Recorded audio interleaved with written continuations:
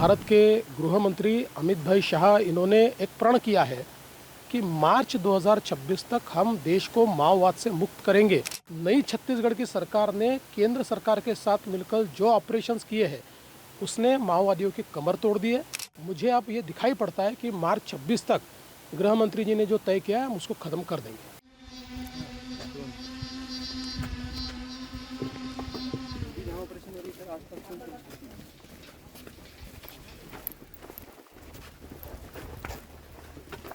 बीजापुर में हो जाकर के चले सर, यहाँ जब हम आए तो रोड भी नहीं थी, कच्चे रास्ता बना था किसी बंदे घर तक आए।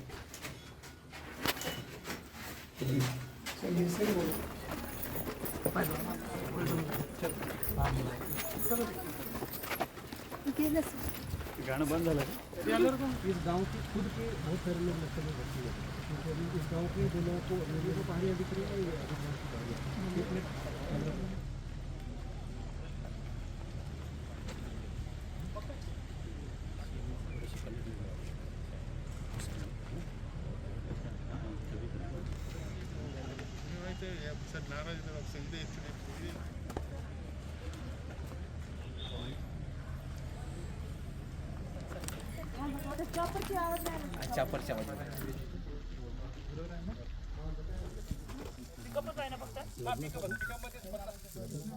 देखिए, जो कवंडे है ये एक प्रकार से सीमा पर पहला गांव या छत्तीसगढ़ के बाद महाराष्ट्र में जहाँ एंट्री होती है उस प्रकार का ये गांव है।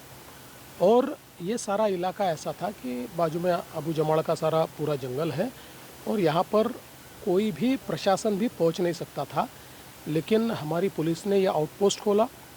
इस आउटपोस्ट के कारण केवल यहाँ पुलिस का डोमिनेंस तैयार नहीं हुआ, सिक्योरिटी वैक्यूम हमने भर के निकाली और उसके साथ साथ यहाँ 4G का टावर बनाया और पुलिस ने सुरक्षा प्रदान की और पूरी सारी जो सरकार की योजना है वो योजनाएं भी इसी आउटपोस्ट के माध्यम से हम जनता को देते हैं। तो जनता में भी एक बहुत विश्वास इससे तैयार हुआ है। सर, जिस तरीके की लड़ाई पूरे देश में नक्सलवाद के खिलाफ चल रही है, गृह मंत्री ने भी एक डेडलाइन दी, उस डेडलाइन को छूना क्या संभव है? देखिए, प्रधानमंत्री मोदी जी के नेतृत्व में भारत के गृह मंत्री अमित भाई शाह इन्होंने एक प्रण किया है कि मार्च 2026 तक हम देश को माओवाद से मुक्त करेंगे और उस दृष्टि से बहुत ही अच्छा काम चल रहा है। महाराष्ट्र ने तो पिछले 10 सालों में इस लड़ाई को अंतिम छोर तक लाकर छोड़ दिया है। लेकिन हमारा प्रॉब्लम ये था कि बीच में छत्तीसगढ़ में बड़े पैमाने पर रिक्रूटमेंट हो रही थी और वहाँ से माओवादी आकर यहाँ पर कार्रवाई करते थे। अब नई छत्तीसगढ़ की सरकार ने केंद्र सरकार के साथ मिलकर जो ऑपरेशंस किए हैं उसने माओवादियों की कमर तोड़ दी है। उधर से वो सामने आ रहे हैं, इधर से हम पहुंच चुके हैं। जल्दी ही पूरा इलाका ये सिक्योरिटी वैक्यूम हम उसको भर देंगे, पुलिस का डोमिनेंस होगा और मुझे अब ये दिखाई पड़ता है कि मार्च 26 तक गृह मंत्री जी ने जो तय किया है हम उसको ख़त्म कर देंगे। सर, जंगल से तो हम लोग माओवाद उन्मूलन कर रहे हैं, लेकिन एक नया हमारे पास चैलेंज है कि शहरी नक्सलिज्म, उसे टैकल। देखिए, जैसे ही जंगल से ये नक्सलिज्म ख़त्म होगा तो हमको ये पता है कि उसके बाद ये शहरी जो अर्बन माओइस्ट है ये बहुत बड़े पैमाने पर एक्टिव होंगे।